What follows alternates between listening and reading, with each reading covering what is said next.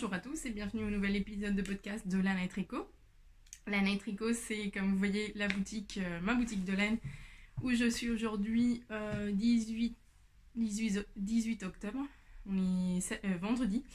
Et moi c'est Anna, avec un seul N. et je viens à vous une semaine après que d'habitude. D'habitude on se voit tous les 15 jours. Aujourd'hui, cette fois-ci c'est 3 semaines après. Parce que la semaine dernière je me suis mal organisée, j'avais beaucoup de travail et finalement j'ai pas pu enregistrer. Parce que soit je le fais à la maison, mais il y a toujours un peu des problèmes de son, lumière, soit il faut que je me prépare, j'apporte tous mes trucs et du coup ça prend du temps, etc. Bon, je me justifie pas, je fais le podcast quand je peux. Mais en fait, ce que je voulais vous dire par là, c'est que j'avais beaucoup de travail parce que j'ai fait une retraite tricot pendant un week-end avec un groupe de tricoteuses espagnoles. D'où le fait que ma voix, et c'est pour ça aussi que j'ai pas enregistré plus tôt dans la semaine, parce que j'avais ma voix complètement KO depuis toujours, depuis que j'ai été prof. Je perds ma voix très rapidement, mes cordes vocales ou je sais pas, ma gorge sont faibles, j'ai une voix grave et qui parle très bien, beaucoup de la gorge et tout ça, et je parle, en plus quand je fais court j'ai tendance à augmenter un peu le ton, donc du coup dès que j'ai genre un week-end entier, genre comme pour l'anniversaire ou là la retraite où je parle beaucoup, je fais court, etc., ma voix, j'ai une voix grave et j'ai une voix qui s'abîme très facilement. Donc voilà, j'ai fait une retraite tricot, on a passé un week-end ensemble, donc on était 13 au total, il y avait ma mère et une invitée spéciale qui est une créatrice de patron espagnol qui s'appelle Juana de Andoliando. Je vous mettrai tout ça comme d'hab sur le lien de description en bas, sous la vidéo. Et du coup, voilà, la retraite consistait c'était un week-end ici à la boutique, donc elles arrivaient le vendredi. Le vendredi, vers 17-18h, on s'est un petit goûter, une présentation, et comme ça on se connaît, tout ça. Petit resto le soir, ensuite on enchaîne sur 2 jours d'activité ici à la boutique, donc on a eu des ateliers de stick, des ateliers de jacquard, des ateliers de teinture de laine, une démo de filage et un petit finalement qui s'est présenté en cours de filage pour certaines lignes à qui ça intéressait. Bref, on a fait plein de trucs chouettes, plein de cours, plein d'activités. On est allé manger dans des petits restos sympas du quartier et j'avais trouvé un super hôtel Caserne de Bonne ici à côté de la boutique, parce que j'ai essayé de faire marcher le commerce et surtout les restos locaux. Et j'ai essayé de faire marcher le quartier, parce que comme ça c'était plus agréable, dans le sens où on perdait pas de temps de transport et tout ça, et de 2 parce que c'est un chouette quartier, le quartier Championnet ici à Grenoble, et du coup j'avais envie d'aider mes collègues quelque part aussi, et faire connaître Grenoble et faire connaître le quartier aussi Championnet, qui est vraiment à côté du centre-ville, ça fait maintenant partie du centre-ville aussi. Et elles ont eu bien sûr une petite visite de Grenoble, elles ont eu du temps libre, elles ont pu faire les bulles. Donc les bulles, c'est un petit téléphérique qui ont des formes de bulles rondes, si vous ne connaissez pas Grenoble, et du coup on peut monter à la Bastille, qui n'est pas la Bastille de Paris, et avoir une vue sur tout Grenoble et les montagnes, les massifs qui entourent Grenoble, parce que, encore une fois, pour celles ou ceux qui ne connaissent pas Grenoble c'est on appelle ça c'est pas une vallée, mais c'est plat, et autour il y a 3 ou 4 massifs montagneux, dont en plus ça tombe bien que je parle de ça parce que pour la boxe, le club découverte de l'année dernière, et là je change de sujet, si vous voulez savoir plus sur la retraite, n'hésitez pas à me poser des questions. J'ai eu des petites demandes pour des retraites tricot en France pour un public francophone. Et je suis en train de réfléchir sur quel format. Alors est-ce qu'un format pareil comme pour faire découvrir Grenoble pour celles qui ne connaissent pas, et du coup la boutique et tout ça, ou sortir un peu et faire quelque chose ailleurs. Voilà, c'est en réflexion, mais je vous donnerai des nouvelles si jamais ça vous intéresse. Et si vous lisez un peu l'espagnol ou vous pouvez traduire Google ou mon blog, j'avais fait une entrée de blog pour décrire tout ce qui était inclus dans la retraite tricot, tout ça, tout ça. Donc c'est sur mon blog, vous pouvez aller le voir, mais c'est en espagnol. Donc il faut, si vous comprenez pas trop l'espagnol, vous pouvez faire traduire par Google, etc. Je vais vite parce qu'aujourd'hui, je sais pas comment je me suis organisée pour arriver en retard à mon propre podcast. Et j'ai pas pu monter la lumière blanche en fait, qui donne une plus belle lumière que ma lumière un peu jaune de la boutique. Donc bon, de toute façon on voit bien, mais j'aime bien la lumière blanche parce que ça montre mieux les couleurs. Ce que je vais faire, c'est que je vais à partir de maintenant la laisser monter là ici en boutique comme j'avais avant, pour pas devoir venir la monter tout ça, parce que en plus l'autre jour, comme c'est en métal, je me suis pris le doigt, enfin bref. Les aventures du podcast. Donc, on parlait des massifs montagneux de Grenoble, n'est-ce pas? Donc, on a principalement 3 massifs qui entourent la ville: Chartreuse, Vercors et Beldon. Et c'était les noms des patrons de la box du club découverte de cette année. Donc, pour celles qui n'ont pas suivi ou qui sont nouvelles, d'ailleurs, bienvenue. Hein. Je suis ravie de vous avoir ici. Donc, j'avais fait au mois de décembre des inscriptions pour un club découverte. Où on allait découvrir ensemble des laines non superwash, donc des laines non traitées, des laines naturelles de 3 marques différentes, avec 3 créatrices différentes. Et du coup, c'était une fois par mois, janvier, février, mars. Et une fois par mois, vous receviez une box avec un patron, la laine pour faire le patron, donc une sorte de kit exclusif pour ce club découverte. Donc je me mets en contact avec les créatrices, on discute des laines qu'elles voudraient utiliser ou que j'ai eu idée d'utiliser, et on crée un patron, on le fait tester. Enfin voilà, il y a beaucoup de travail en amont pour que tout soit prêt pour le mois de décembre, une fois que je lance les inscriptions, et après il n'y a plus qu'à préparer les box. Donc on avait eu le col Vercors, enfin je vous mettrai, on avait eu les mitaines chartreuses. Donc le col Vercors, c'était Audrey de Yarnflakes, qui est aussi un podcast et qui est une chouette créatrice, une chouette personne aussi. Les mitaines chartreuses, c'était Mademoiselle Petroni, donc encore pareil, je m'entends méga bien avec elle, et d'ailleurs elle me donne toujours un coup de main une fois par semaine ici à la boutique depuis l'été, donc on est des collaboratrices très proches. Et le 3e patron, donc les mitaines chartreuses, c'était avec la Biochet de Langue de Mességuin, que vous avez là. Et le 3e patron, c'était le bonnet Beldon, avec la Brusca de Retrosaria, les laines portugaises, et Orlan de Tête Bêche comme créatrice. Le patron était sorti enfin la box avec le patron de bonnet était au mois de mars, et du coup avec Orlan on s'est dit bon, peut-être que, parce que je donnais un mois d'exclusivité de patron, comme ça vous aviez le temps de le faire, le temps de l'avoir, de recevoir la box et tout ça, et puis après la créatrice publie sur Ravelry le patron individuellement. Sauf que du coup, comme la box était sortie en mois de mars, Orlan n'allait pouvoir le publier qu'au mois d'avril. Donc elle s'est dit, on va peut-être attendre et on le lancera à la rentrée du froid, donc à l'automne. Comme ça sera plus logique au niveau saison pour porter un bonnet. Donc c'est ce qu'elle a fait. Et du coup, je vous le présente, bon là sur la tête de la boutique. Donc il est tricoté en Brusca avec 2 coloris de Brusca, et là j'ai choisi, alors je sais plus les références, ça c'est le BC je crois, non BC c'est celui qui est 2 coloris, bon bref, le B certainement, et ça le 5C quelque chose comme ça, c'est le moutarde un peu vert. Je vais enlever ça. Et du coup le voici, il est très très chouette à faire. Moi j'avais inversé le code couleur, donc j'avais fait pour la couleur plus claire les fleurs et les dessins en couleur plus claire, et j'avais choisi en fond la couleur plus foncée.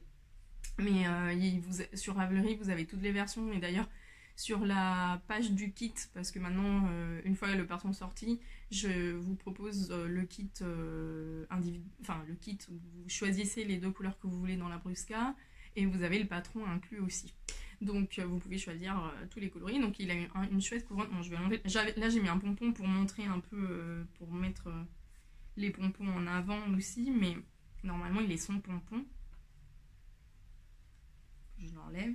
Et du coup, voilà, c'était juste pour vous dire que, vous savez, j'ai bien enchaîné de description de Grenoble, la retraite, machin. Trop fière. Bon, voilà, la couronne qui est méga sympa. Enfin, je trouve que qui est très belle. J'adore les couronnes en jacquard. À chaque fois, c'est la partie la plus... Enfin, je sais pas, la plus belle. Et du coup, voilà le bonnet. Donc, dans la nouvelle version du patron, quelque part, Orlan vous propose aussi de faire un revers. Donc, comme ça, un revers. Un gros revers pour les côtes et après le bonnet. Donc, moi, c'est la version d'origine. Enfin, ou une des versions du patron. Et voilà. Je vais pas le mettre parce que j'ai ma barrette derrière et que ça va me décoiffer. Et je me vois pas pour pouvoir me recoiffer. Donc voilà le bonnet Beldon qui est de sortie individuelle sur Ravelry et que vous pouvez acheter en kit si vous le souhaitez sur la boutique en ligne. Voilà. Donc, bonnet Beldon. Projet fini il y a très longtemps. Mais que je vous avais pas montré, je crois. Voilà.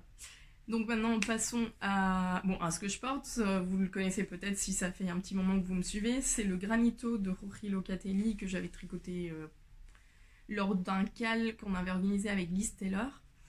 Je sais plus quand, mais au début de la boutique, ça devait être 2017-2018.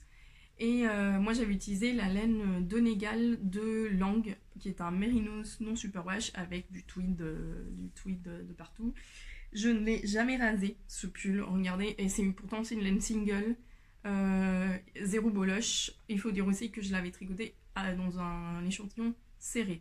Donc plus vous créez un tissu solide, moins il va se prêter aux bouloches aussi. Après, il faut dire que moi, c'est sur cette partie-là que je frotte. Je n'ai pas... Les personnes qui ont une plus forte poitrine, parfois, elles ont plus tendance à avoir des bouloches à ce niveau-là, parce que du coup, ça frotte plus facilement avec les mouvements du quotidien. Moi, ce n'est pas le cas. Voilà, franchement, il tient nickel. C'est une laine fingering. Il y a 190 mètres pour 50 grammes. Et moi, j'avais utilisé 6 pelotes, dont ce Parme... qui finalement n'est pas ma couleur préférée, mais bon, c'est sympa aussi d'avoir un peu des choses différentes. Donc avec un col qui est un peu haut, bon là, parce que je me suis habillée à l'arrache et du coup mes vêtements ne sont pas encore bien placés.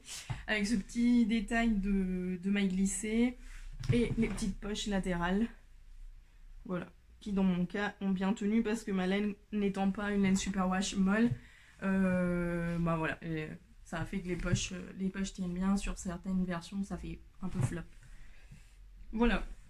Voilà sur ce que je porte. Et je vais vous passer je regarde les laines, parce qu'il y a des laines qui sont pas bien placées, du coup ça m'énerve. Je vais passer au projet fini. Donc projet fini, j'en ai 3 qui sont tout au fond de mon sac immense de podcast. Je l'ai baptisé le sac podcast parce que c'est dans ce sac que je transporte tous les trucs que je dois apporter de la maison pour vous montrer. Donc voilà, mes 3 projets finis. Donc je vais vous montrer ceux que vous connaissez, enfin vous les connaissez tous, mais ceux que vous avez vu le plus souvent. Donc celui-là vous le reconnaissez, j'allais vous le mettre sur la tête, mais je sais pas si finalement c'est... Voilà. C'est le... Bon, si, allez. C'est le Varma Hat de je ne sais plus qui, donc c'est une créatrice de Sari Nordlund. C'est le Varma Hat, quoi dire d'autre, rien, que je l'ai fait, si vous me suivez vous savez que je l'ai fait, je regarde sur l'arrière de mon téléphone qui brille et pour voir si on voit bien, donc je sais pas si on voit très bien le dessin. Donc c'est un bonnet que j'ai fait en yak, High Mountain Yak de Nomadnos. Nomadnos, vous savez que c'est cette marque qui a un projet solidaire pour faire travailler des femmes de la Mongolie et de l'Himalaya, et enfin Tibet, etc., de cette région-là, et qui utilisent des fibres type chameau, yak, des fibres un peu comme ça,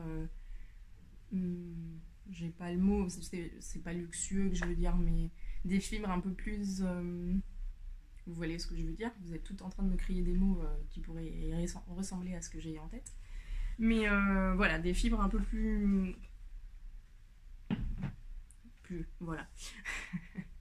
Mon cerveau à 9h du matin. Mais du coup, j'ai adoré tricoter ce yak filet main, parce que c'est des laines filet main, donc c'est filet éteint, par des femmes dans ces régions-là du monde. Et du coup, j'ai beaucoup aimé le tricoter. Je trouve presque dommage d'avoir, parce que je vous raconte, le bonnet est tricoté en jersey en vert. Donc on fait des côtes, normalement il y a un revers, mais moi j'ai pas fait le revers parce que j'avais un peu peur de ne pas avoir assez de laine. Effectivement, il me reste 4 grammes, donc je n'aurais pas eu assez pour faire un très gros revers, donc j'ai fait juste une grande partie de côte. Et après c'est un jersey en vert. Et c'est un peu dommage parce que je trouve que le jersey, malgré le fait que la laine soit un peu irrégulière, parce que c'est du filet main, je trouve que le jersey est juste magnifique dans cette laine. Et je regrette presque de l'avoir fait en jersey en vert parce que je préfère le jersey en droit. Bon, c'est pas très grave. Et ici, sur une des parties centrales que vous pouvez mettre devant ou sur le côté, il y a des torsades en côte-torse. Enfin, c'est des mailles qu'on croise et qui sont faites torse. Donc, c'est super doux, c'est super léger. C'est un bonnet de 50 grammes. Parce que j'ai eu assez avec un petit écheveau comme ça. Donc, c'est super léger, c'est doux, c'est vraiment... Si vous avez envie de vous faire un beau cadeau à Noël ou pour une occasion spéciale, je trouve que le manneau, ça vous fait vraiment sortir de ce qu'on a l'habitude. Et vous pouvez faire des petits patrons comme ça. J'imagine très bien aussi un petit col, quelque chose comme ça de douillet que vous allez conserver et ou faire un beau cadeau pour quelqu'un qui est sensible à ce genre de matière et tout ça. Donc voilà, j'aime bien comme il rend porté et je pense que je vais beaucoup le porter aussi. Il se prête bien à avoir un pompon pour le coup, celui-là je le préfère avec un pompon. Et je pense que je lui en mettrai un, là j'en ai recommandé parce qu'il me reste presque que défoncé et celui-là il va mieux avec un clair je trouve. Donc ou je mettrai peut-être un petit comme ça, why not. Donc voilà, le Varma Hat. Très très chouette à tricoter, la laine est juste incroyable. En deuxième patron fini, je vous l'ai montré hier sur Instagram parce qu'il est vraiment fini. Oh, je vais pas le fermer parce que je veux vous expliquer un truc. C'est mon Steam Valley, donc qui à l'origine est un pull que j'ai testé pour Along avec Anna. Le patron il n'est pas encore sorti, je pense qu'il va sortir en novembre. Parce que c'est un gros pull d'hiver, un gros pull d'hiver en lopine, mais que vous pouvez faire dans n'importe quelle autre laine worsted. Et comme vous voyez, il est complètement fini, avec son petit jacquard sur les manches, le corps, etc. Donc à l'origine, le patron il serait comme ça, en pull. Mais moi j'ai demandé l'autorisation à Anna de le faire en cardigan. C'est-à-dire de faire un pull en rond et après le sticker, donc couper au milieu pour le transformer en pull, en gilet. Anna m'a donné l'autorisation, mais sachez que les explications pour le transformer en gilet ne seront pas dans le patron. Le patron, c'est un patron de pull. Si après vous voulez le transformer en gilet, c'est à vous de faire les calculs et à vous de vous débrouiller comme j'ai fait moi pour le transformer en cardigan.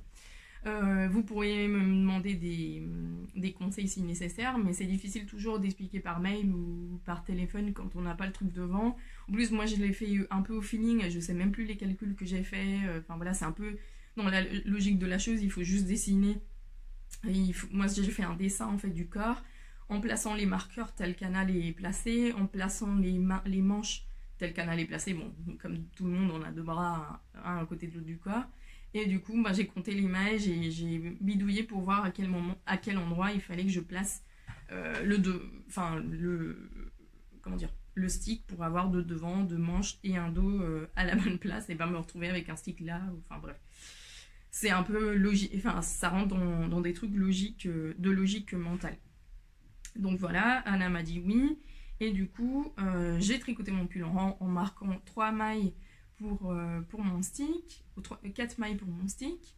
Et voilà, j'ai tricoté tout mon corps. Et une fois que j'ai tricoté mon corps, j'ai sécurisé à la machine. Donc là, on le voit. Si on le voit très peu.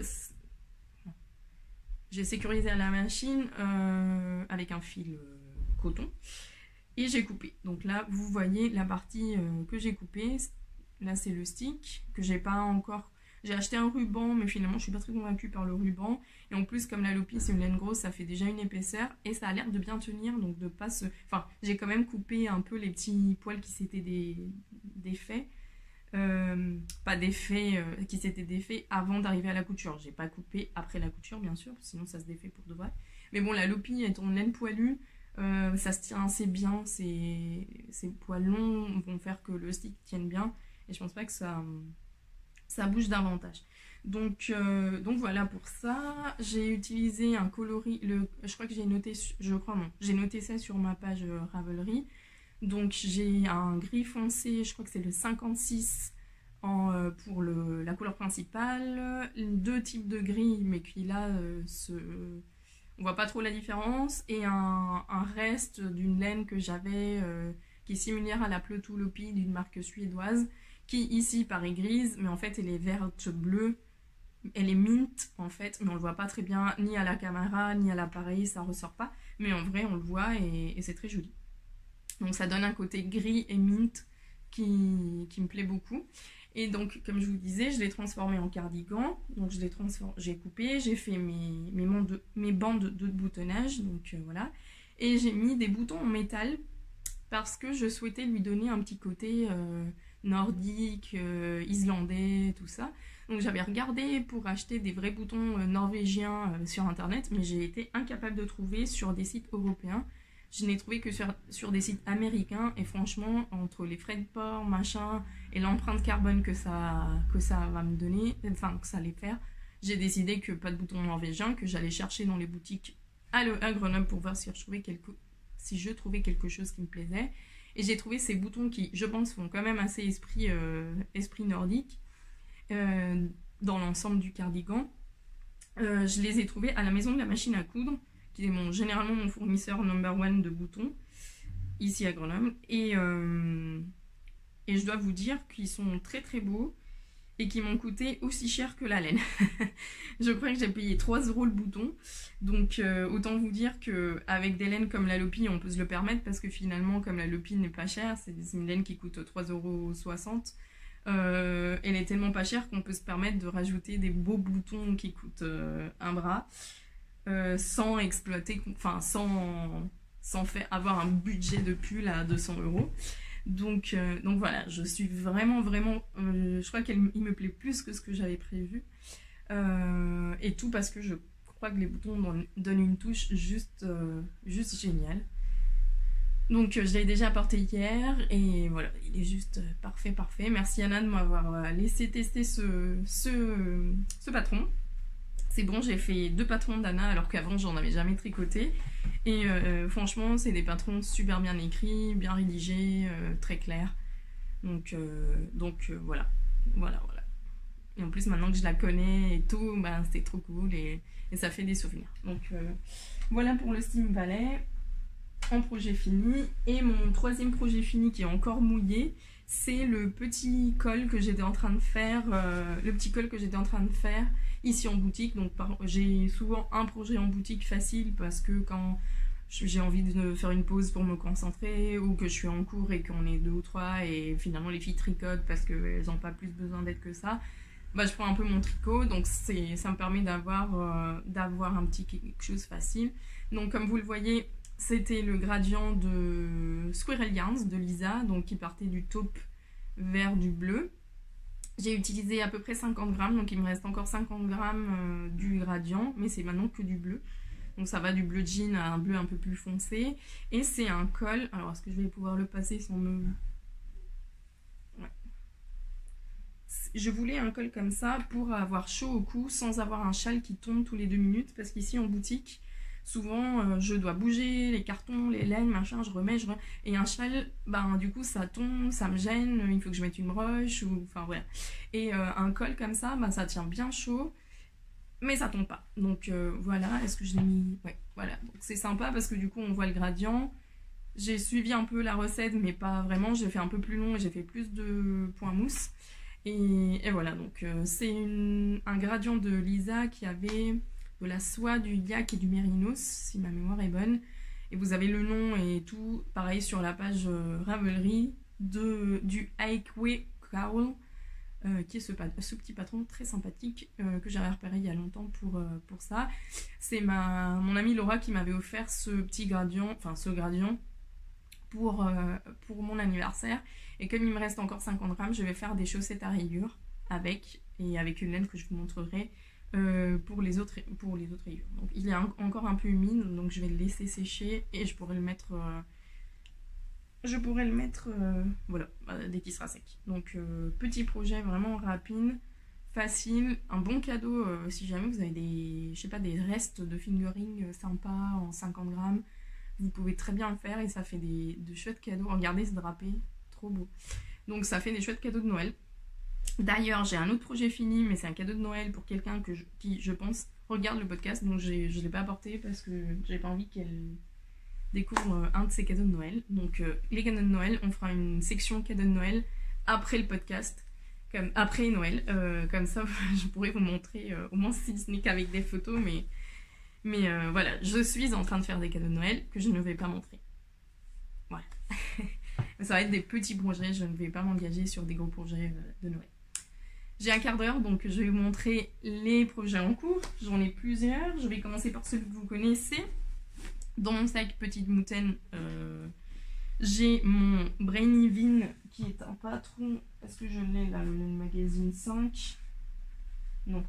C'est un patron du Laine Magazine 5. C'est un gros gilet en worsted fait par Thea Coleman, qui est je pense, de mes designers préférés parce qu'à chaque fois, autant il y a d'autres créatrices, j'aime un patron sur deux ou quelques patrons mais pas tout, enfin voilà, hein, ça rentre dans les goûts de chacun.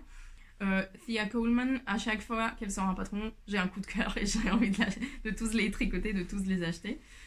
Donc, je fais du coup celui-là. Alors, j'avais fait les deux poches, ça ressemble à rien, mais ça va être les deux poches du gilet. Voilà. J'ai fini ma première manche, c'est un gilet qui se tricote à plat. Donc il y a des coutures pour les manches, après le corps est tricoté bottom-up, mais en une seule pièce, et après on divise un devant et le dos, on fait la couture et on fait la couture pour les manches. Donc c'est bien parce que ça me fait sortir de ma zone de confort au niveau tricot. Et j'adore faire les finitions, donc il n'y a pas de souci à ce niveau-là. D'ailleurs, ça me permettra de pousser encore plus et comme ça pour les cours et tout. Moi, c'est bien que j'ai des challenges parce que parfois je peux avoir des élèves avec des challenges et que je sois prête pour ça. Donc, ma première manche qui roulotte comme pas possible. Donc, ça, c'est la première manche. Et je suis en train de tricoter, mais là, ça fait un petit moment que je ne l'ai plus touché. D'ailleurs, je me suis arrêtée en demi-rang, en plein milieu d'un rang. C'est ma deuxième manche. Donc là, j'ai bien avancé, mais je ne l'ai pas encore fini. Une fois que j'aurai fini les manches, j'attaque le corps. Et ça devrait être rapide. Donc je le tricote pour celles qui n'ont pas suivi dès le début. En Gilliatt de Derrum Natura, dans un des nouveaux coloris, qui est le coloris Merlot. Donc voici la pelote. On a une nouvelle étiquette de Derrum Natura maintenant. Et ça, c'est le coloris Merlot qui fait partie des 6 nouveaux coloris de Ulysse, de Gilliatt et de Cyrano que vous pouvez retrouver en boutique, mais pas en boutique en ligne parce que je n'ai pas l'autorisation de la marque pour vendre en ligne. Donc si vous voulez les acheter en ligne, vous allez directement chez Derrum Natura, et sinon en boutique physique, vous venez ici si vous voulez. Voilà, je le dis à chaque fois parce qu'à chaque fois il y a des personnes, je parle de ça et à chaque fois il y a des personnes qui me disent je ne le retrouve pas sur ton site, et du coup donc voilà, c'est un super fil que j'adore depuis toujours, et voilà, rien à dire d'autre. Je ne l'ai pas touché depuis un petit moment, enfin depuis une semaine, quelque chose comme ça. J'adore la couleur, par contre c'est un très mauvais choix quand vous avez un chat roux qui perd des poils comme un dingue. Donc je vais avoir un gilet bordeaux avec des poils de chat tout le temps. C'est très pratique. D'ailleurs le sac de Mélissa est couvert de poils de chat. Bref.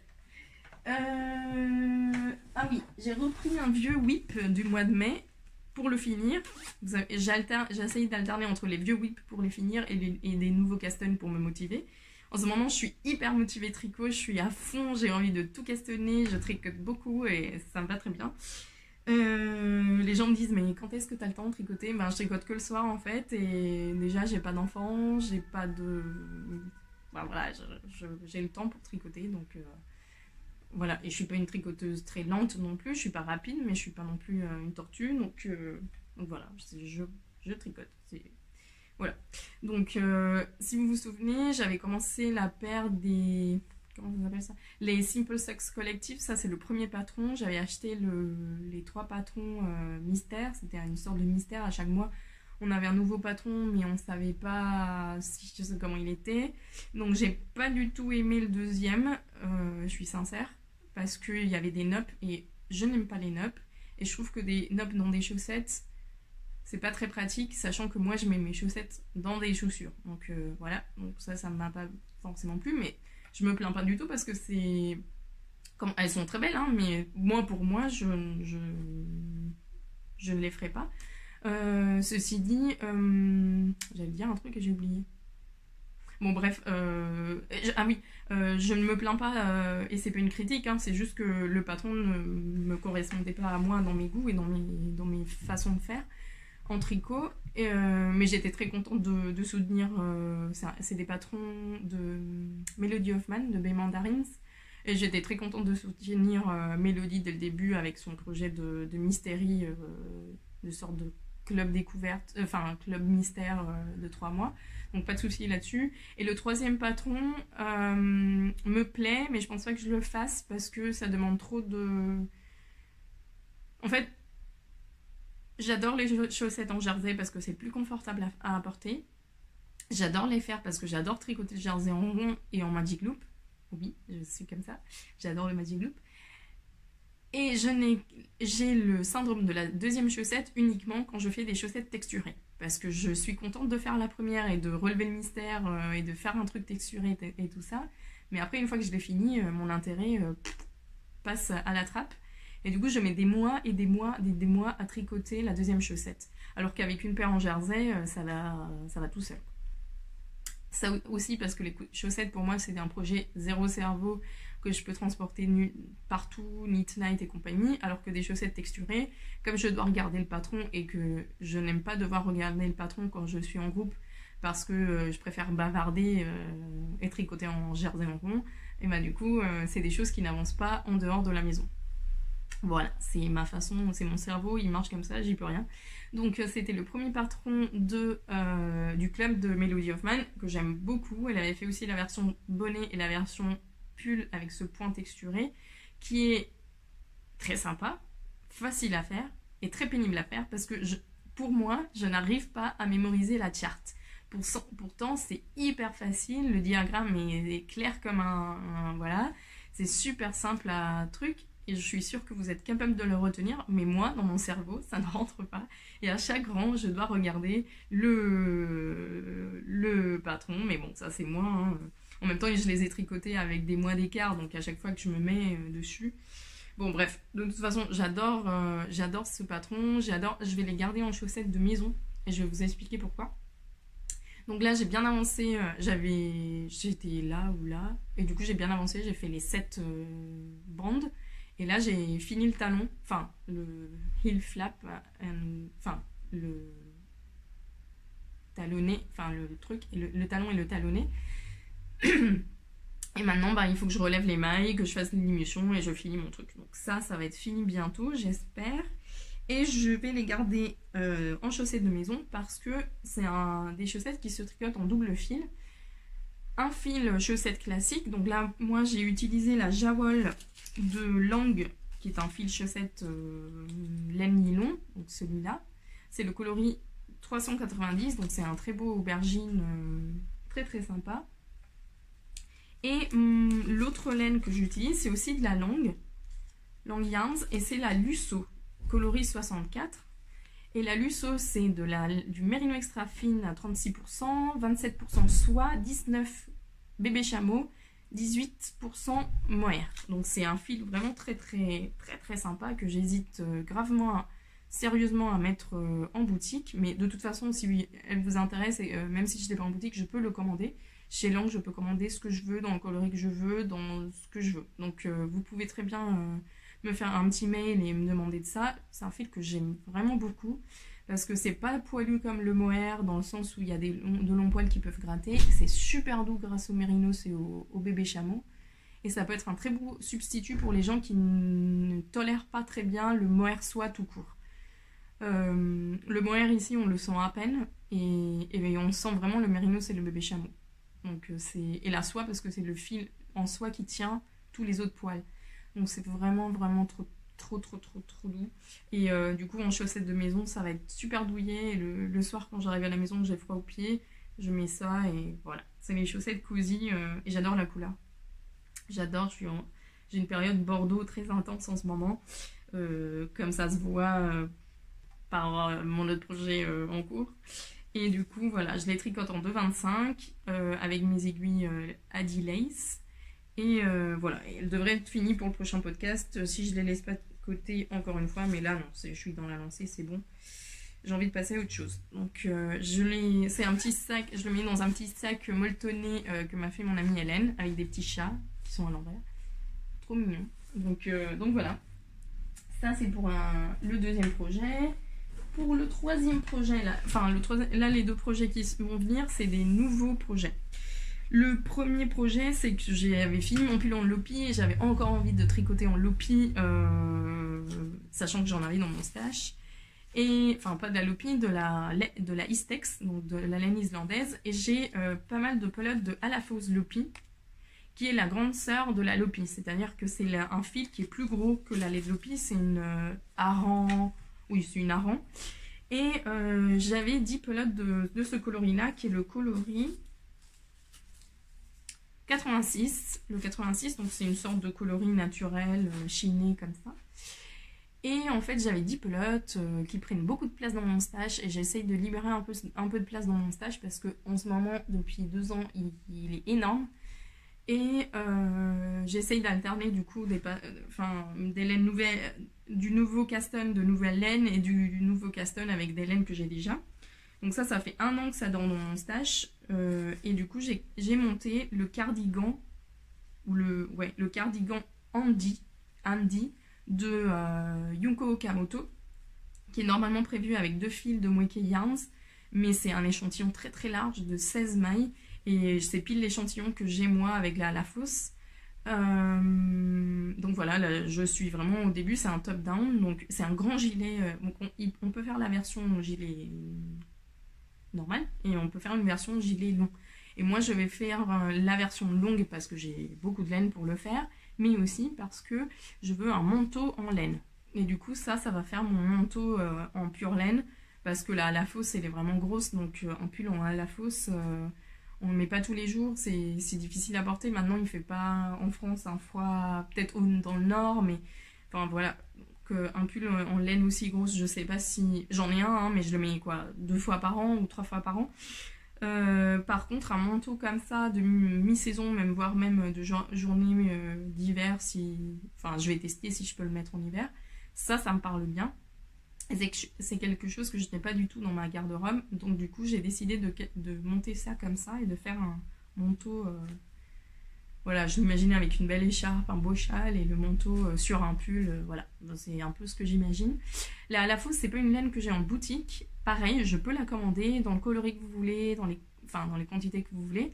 J'ai uniquement la Let Lopi et là, je vais rentrer la Plotou Lopi. Mais je n'ai pas la Alafos parce que justement, je me demande... s'il y a un besoin réel pour une laine aussi grosse. Dites-moi ce que vous en pensez, parce que si vous me dites, bah oui, on serait contente de l'avoir... Enfin, une chose, c'est d'être contente de l'avoir pour être tranquille que je l'ai, mais de ne pas l'acheter. Et que je me fasse du stock pour rien. Donc si c'est quelque chose vraiment qui vous intéresse, qui a un intérêt, je veux bien commencer à en mettre en boutique. Sinon, je préfère privilégier la Plotou Lopi, qui je pense s'adaptera mieux au climat que nous avons en France.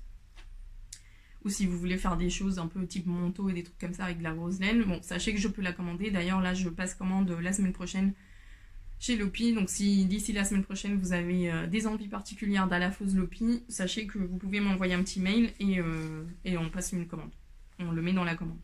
Donc, ça, c'est le handi que je fais lentement parce que aussi, je vais faire des modifications sur le patron. C'est-à-dire que c'est un truc très très très très très large à la japonaise et il y a une seule taille.